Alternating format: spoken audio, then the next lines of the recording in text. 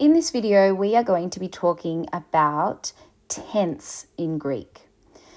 In English, when we talk about tense, we predominantly are talking about time. So for English, we could say something that is happening presently, so in the present tense, and I mean now. Or I can talk about something that's happening in the past, or I can talk about something that will happen in the future. In Greek, when we talk about tense, we're not simply talking about time. Yes, time can be a factor, but we're also talking about something called verbal aspect. And this is something that's important to remember early on, because once we move outside of the indicative mood in Greek, then tense no longer means time at all, and it only means verbal aspect. And so it's really important to remember that tense in Greek means both of these things, so that when you get outside of the indicative mood, you're not thrown by the fact that we're no longer thinking about time. Okay, so last week we were talking about the present tense. We looked at our active voice, I am loosing or I am running, and we talked about our passive voice, I am being loosed or I am being untied. Both of these were present tense, and that didn't simply just mean time. It also meant that they, from a verbal aspect point of view, it also meant that those actions were happening in a continuous manner or an ongoing manner, or better still, an internal manner. What I mean by internal is that the person who's speaking, I am running, I am going, I am talking about that as though I'm inside the action. I'm inside the action. And so it's not just happening now, and that would be the time factor, but it's also imperfective. And what I mean by imperfective is that I'm not concerned with when the action started, and I'm not concerned with when the action finished. The thing I am concerned about is the action playing out, the internal part of that action. So that's what I mean by imperfective. It's not completed.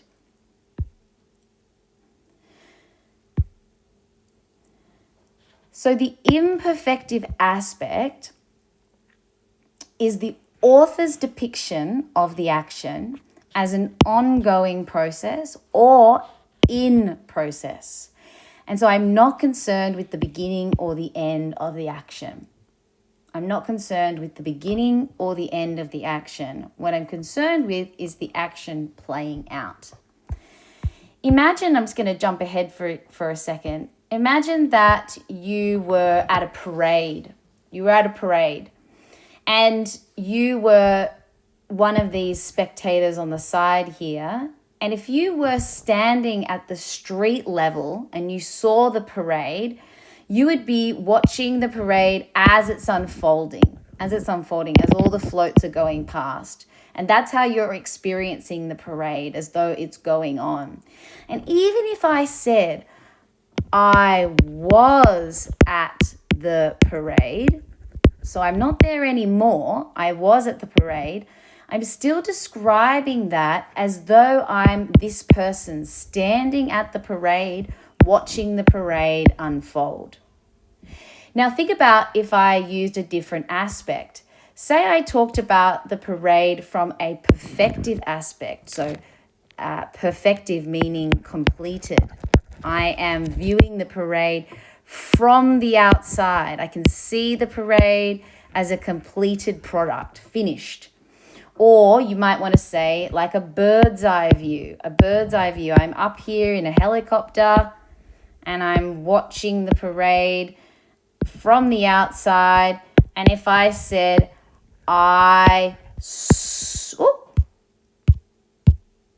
What's happened? It's jumped ahead, sorry. I saw a parade. I am seeing it from the outside as a completed action. Whereas this one, I was at a parade is like I am actually standing there and I'm watching the parade unfold. So the difference between the two, the imperfective aspect, is just think about the imperfective aspect as street view. It's the internal viewpoint. You're inside the action. You're not thinking about the action as something that was completed, even if it was something that happened in the past. The focus is on the internal aspect of the action, unfolding aspect of the action. There's a sense at which you're watching it take place, whereas the perfective aspect is if you're looking at it from the outside. Now imagine for a second there is a third aspect, but I'm just going to give you another example of the imperfective aspect. If I said I am running, I haven't told you when the running started. I haven't told you when the running finished. I am just communicating this from the inside. I am running. Now I am using present tense. And what I mean by present is it's present time, but it's also imperfective. It's incomplete. It's ongoing. It's not just about present time. It's also about the fact that the action is ongoing.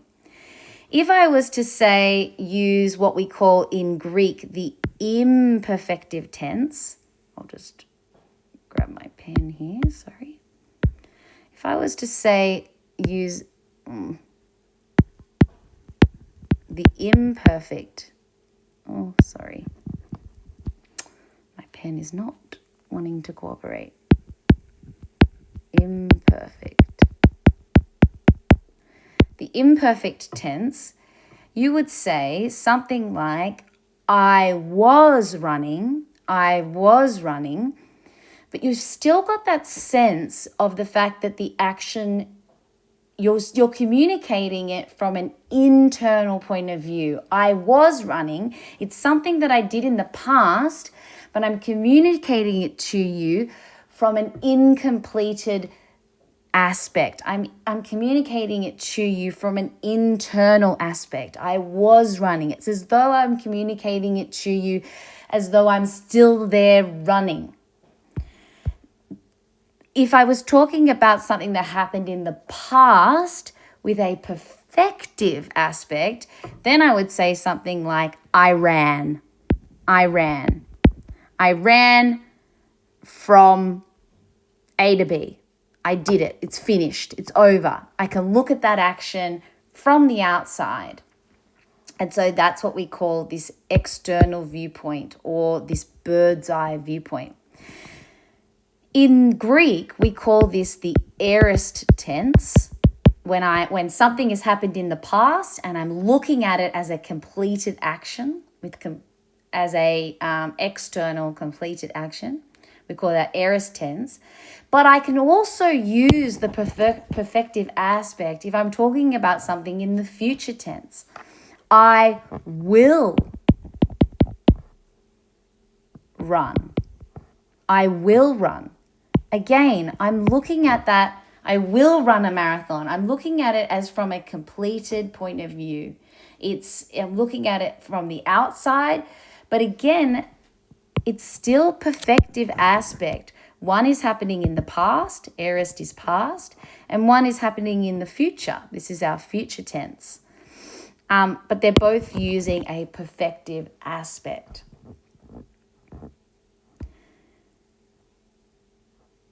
So here is a visual of what I was just saying. You could have a parade, and I could look at that parade from my helicopter. Here I am up in my helicopter. Here's my little helicopter chugging along. And I could be looking at that parade from an external point of view, and that would be the perfective aspect, external point of view. Or I could be standing right here on the street, watching the parade unfold before me, and that would be an internal point of view. It's imperfective aspect. I'm not concerned about where the parade started or where the parade finished. So here's an example. If I had the verb build a skyscraper. I'm building a skyscraper. If I'm doing it currently, I am building a skyscraper. Or if I was doing it in the past, I was building a skyscraper. I am building or I was building. The emphasis is on the actual unfolding of the building. The people that are actually physically doing the building. It's an internal viewpoint. I was building. I was there actually doing it. I built a skyscraper. I built a skyscraper. I'm standing on the outside and I'm looking at the finished product. I built a skyscraper. Or I could be an architect looking at a plan or a model, and I might say, I will build a skyscraper. And again, I'm thinking about it as a completed action. And that's the external perfective aspect. And so in Greek, we can talk about the perfective aspect when we use aorist tense, which is past time, completed action. I built a skyscraper. Or future tense, which is future time, but also a perfective aspect, completed. I will build. And for the internal viewpoint, I can use present tense, which equals present time, and this ongoing nature. I am building, internal. Or imperfect tense, which is past time, but again, focusing on the internal. I was building a skyscraper. I'm not concerned with the completed product. I'm not concerned with when I started building, when I finished building, or what it looked like at the end. When I say I was building, I'm concerned with the actual process of the building, the internal aspect. You could say the same thing for writing a book. Verb, I write a book. Perfective aspect, I wrote a book. It's done. Here it is. I can hand you the book. That's aorist tense. It's past time and it's a completed action. I wrote a book. Or I could say future, I will write a book. It's future time. It's perfective aspect. Internal, I am writing a book. It's happening presently, and it's happening in a internal manner. Or I was writing a book. I was sitting down at my desk writing a book. The focus is on the actual action. So when we talk about these different parts of verbal aspect, I'm going to use these symbols so that you can visually remember what I'm talking about. Imperfective aspect has this internal nature, ongoing, present tense, imperfective tense, present being present time, imperfective being past time. And then you can have the perfective tense. We're thinking about the whole action as a whole, aorist tense, past time, future tense, future time. And then the third one is this one, stative aspect. And the stative aspect is not so much concerned with the actual event, but rather with the state in which I'm left. the state in which I'm left, the impact of the event, if you will, the impact or the state of affairs after the event. I like to think of it as the aftermath of the parade. So if the perfective aspect was the completed action, if the perfective aspect was the completed action and the imperfective was the internal aspect of the action, and the stative would be the aftermath, like the parade. The evidence of the parade is still there, the impact of the parade is still there, but the parade is actually finished. So it's a state of affairs that exists from a previous action. So it would be something like, I had a big night out. What I'm essentially saying to you is the focus is not actually on the night out. I had a big night out. What I'm essentially saying to you is, and the impact is that I'm feeling pretty weary today. So the focus is actually on the state of affairs after a previous action. So if I was to visually draw that, here is the action itself, and the stative is really saying I'm looking at it from the outside and I'm thinking about the state of affairs.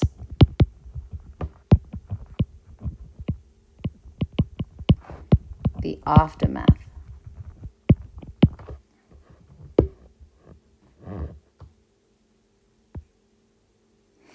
There is, of course, overlap between all of these, and so these things can be fluid. Sometimes you can find a verb in Greek that's, an aorist tense, but really it's meant to be translated with more emphasis on the stative, the aftermath. And sometimes you'll have something that's in the present tense, say, and really the emphasis should be more on the past. And so these can be fluid, but I find it just helpful to have these categories in your mind as you move forward. Particularly, as I said, because once we're outside the indicative mood, so remember the indicative mood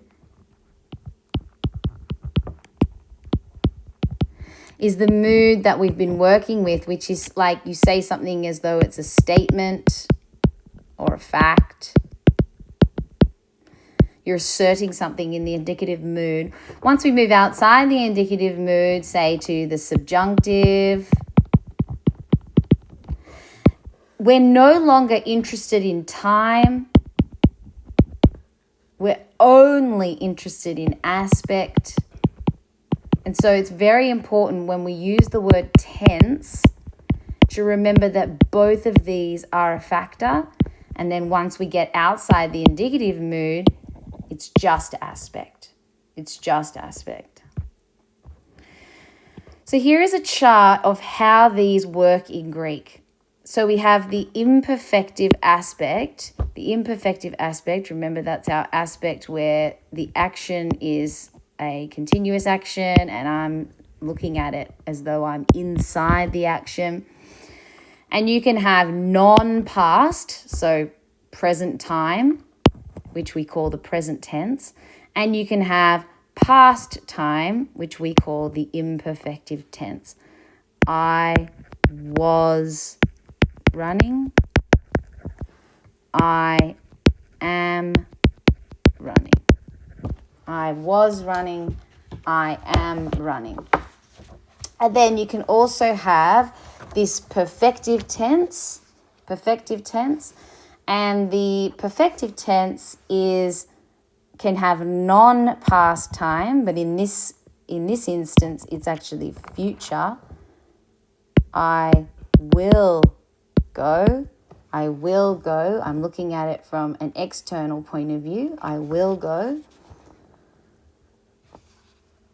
Or I could say, I went. I went.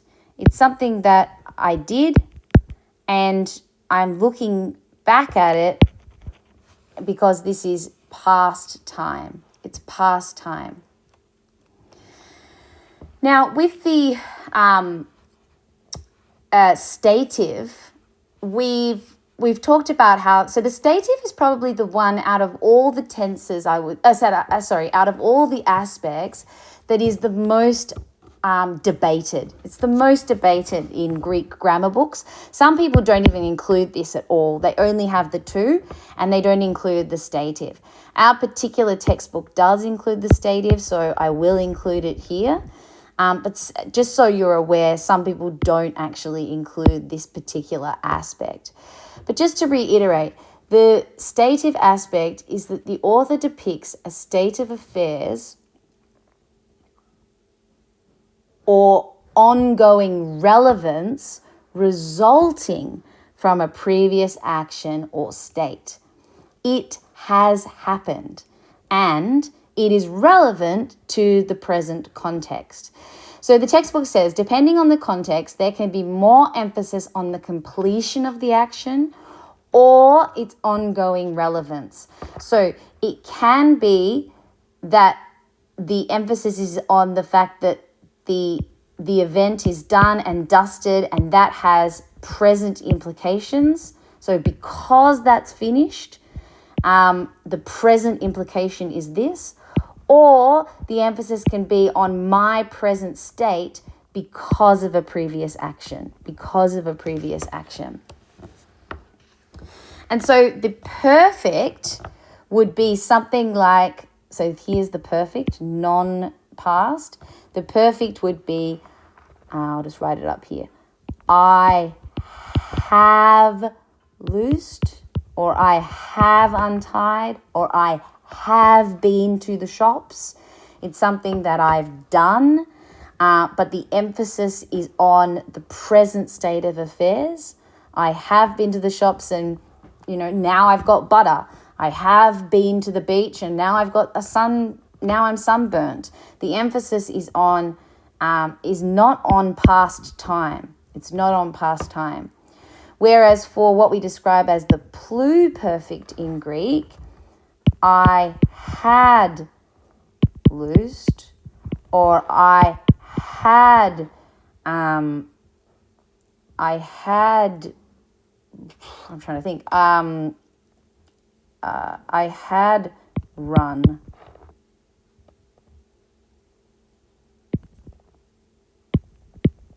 A marathon. I can't think of a good example. The emphasis for the pluperfect is more on the actual past event that took place. So these are our three verbal aspects.